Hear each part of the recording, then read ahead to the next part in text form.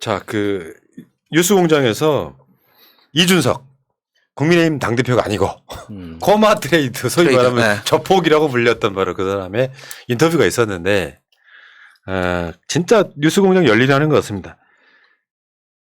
그 이준석 전 코마 트레이드 대표한테 박철민이 10억을 제시하면서 이재명의 조폭 연루를 허위 제보하는 것을 부탁하더라. 이거 어마어마한 뉴스거든요. 왜냐하면 특종이죠. 이 박철민하고 또 국민의힘 김용판 등과 연계가 돼 있기 때문에 네.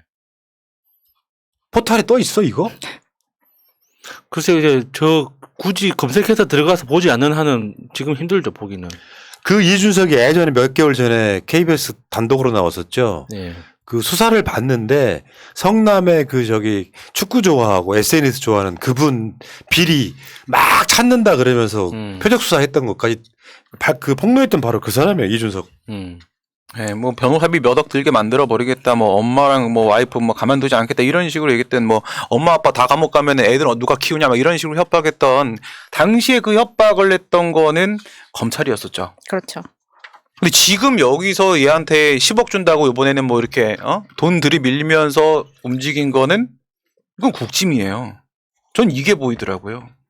그러니까 김용판이 시작인 거잖아요. 국정감사에서. 사실 지난 대장동 개발 사건 국정감사라고 말해도 될 정도의 그 국정감사.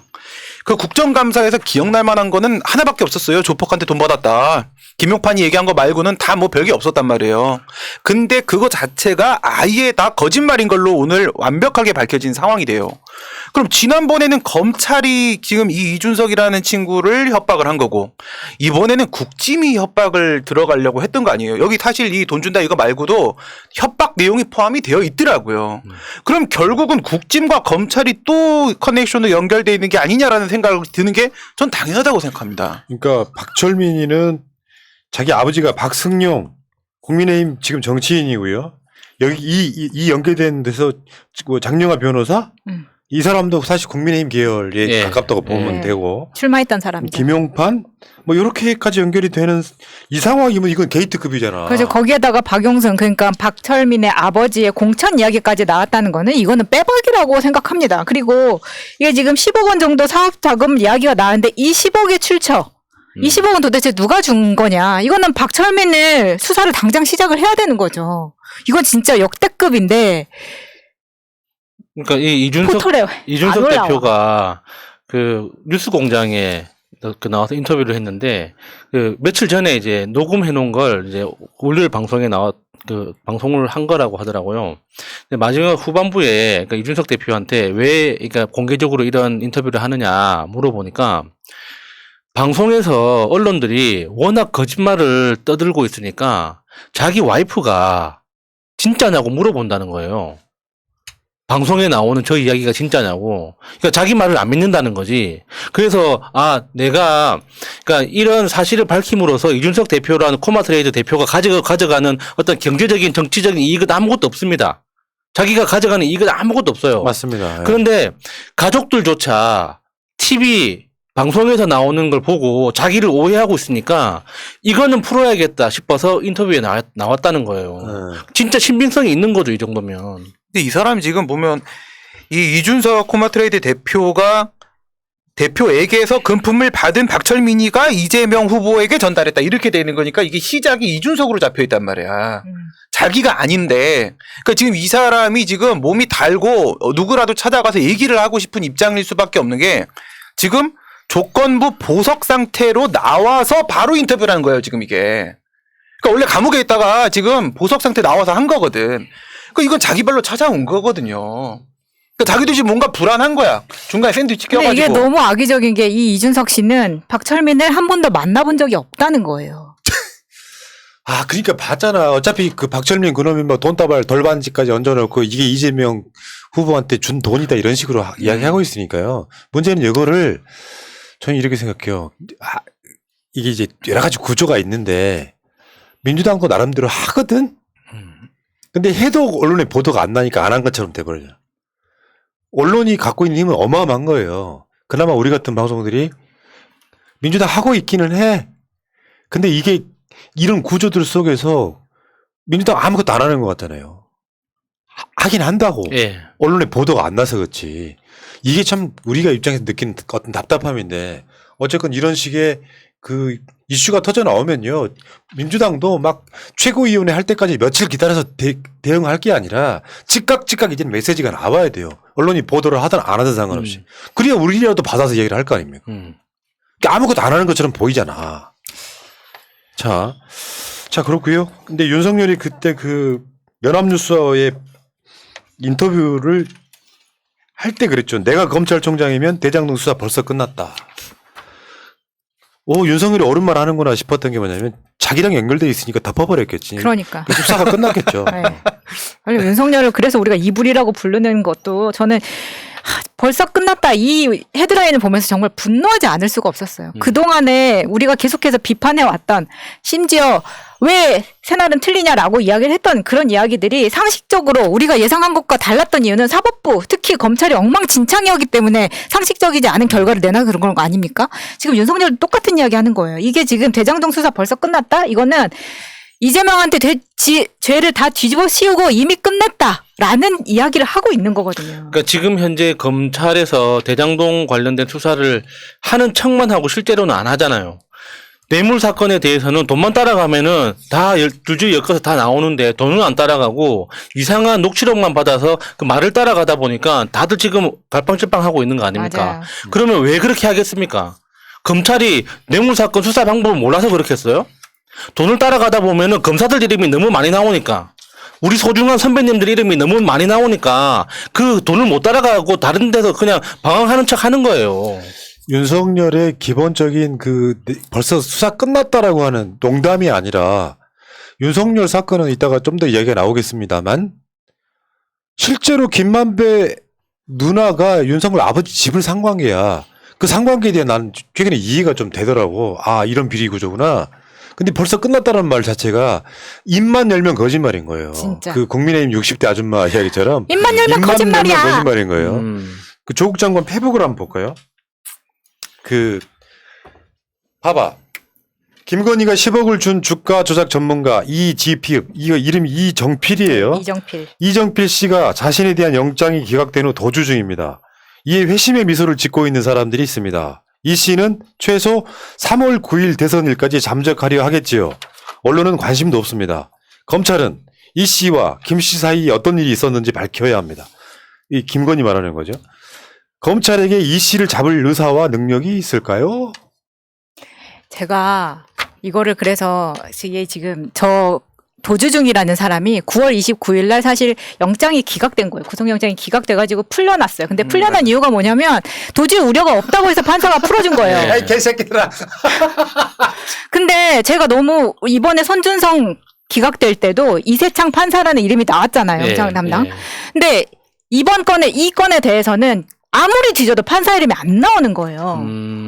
근데 이거는 누가 봐도 뭐냐면 솔직히 검사도 그렇고 판사도 그렇고 이거는 일부러 놔줬다고밖에 보이지 않는 거예요. 심지어 우리는 교육돼서 알아. 1도 2부 3백.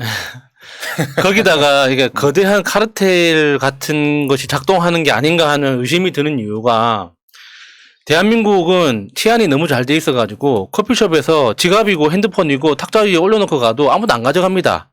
왜 안 가져가겠습니까? CCTV 돌려보면은 그냥 그 1시간 후에 바로 잡아요. 누가 가져갔는지. 그러니까 이렇게 이 치안이 잘 되어 있는 나라에서 저런 사람이 무슨 뭐 특수훈련을 받은 것도 아니고 무슨 그 귀신처럼 증발했겠습니까? CCTV 찾으면은 3일이면 다 잡아요. 누구든지 간에.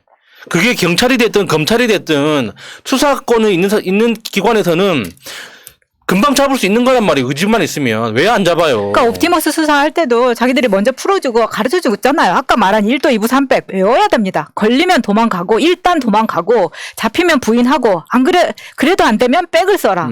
이거 검찰이 가르쳐준 거예요. 근데 지금 이 인터뷰는요. 진짜 한마디 한마디가 윤석열이가 본인이 지가 어떤 인간인지를 하나씩 다 얘기를 해주고 있어요. 내가 현직 검찰총장이었으면 대장동 사건 벌써 수사 끝났다라고 얘기하는데 그 얘기는 아직 나는 검사의 수준을 벗어나지 못하고 있다. 검찰총장 때만 기억하고 있다. 지금 이런 얘기고요. 대통령으로서의 전혀 자격이 없음을 인정하는 거예요. 그다음 이재명 배임 범죄 완결이다. 아직까지 사실 조사가 안 끝났어요. 아직까지 사실 조사가 안 끝났는데 어떻게 완결인지에 대한 판단이 나올 수 있습니까? 지금까지 이딴 식으로 수사를 해 왔다는 거예요. 그렇죠. 윤석열이 표적 수사 했다는 했던 거죠. 게 조국 장관이잖아요. 그게 또 뒤에 나오더라고요. 그다음 부산저축은행에 대해서 지는 철저히 수사했다라고 하는데 얘가 철저히 수사했다는 건 지금까지 다 철저히 덮었어요. 지금 본인이 한 얘기를 다 얘기하고 완전 있거든요. 비리 검사죠. 그러니까 김건희 주가 조작 이야기를 조금만 더 제가 하면 김건희가 이정필한테 10억을 주고 주가 조작해달라고 하는 거 아니에요? 근데 주범이야 이정필이가. 이정필이를 수사를 하지 못하면 김건희를 못 부르는 거야. 이정필이가 풀려나기 전에는 계획상 추석 끝나고 나서 김건희를 소환하게 돼 있었어. 근데 김건희가 소환이 되려고 하는데 이정필이 도망가 버렸어. 조사를 못한 거지. 그러니까 김건희를 못 부르고 있는 거예요. 이정필이가 잡힐 때까지 김건희를 못 부르는 구조야. 왜냐면 이정필한테 이야기를 듣고 거짓말인지 아닌지 뭐 등등 김건희를 조사해야 되는 거잖아. 대선 후보의 부인이기 때문에. 그렇기 때문에 이정필을 빼돌렸다. 그러니까 이게 결국은 장외에서 권오수한테 사가지고 이정필한테 주고 모든 행동은 이정필이 다 한 거야. 이정필이 없으면 지금 아무것도 할 수가 없어. 이런 상황이 지금 여기서 지금 제가 제일 화가 난 부분은 이런 건데 우선 배임 부정이익을 제3자한테 도 된다. 부정이익이라는 게 증명이 안 됐어요. 그러니까 이 친구가 진짜 지금까지 어떻게 관리 책임으로만 국한하면 안 된다. 이재명을 이렇게 얘기하는데 너가 고발 사주한 손준성은 관리 책임으로만 국한시키려고 하는 거잖아. 너는 지금 너가 한 논리를 너한테 그대로 들이대봐. 맨 마지막에 나오는 말이 제일 어이가 없어.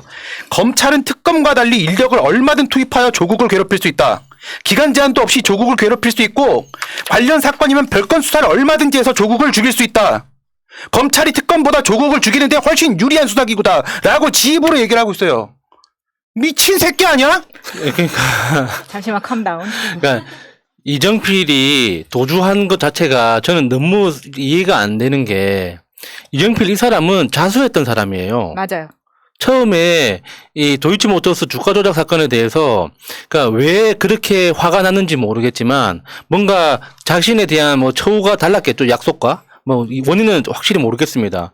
근데 엄청 화가 난 상태로 자기가 직접 경찰에 가서 자수한 사람입니다. 주가 조작했다.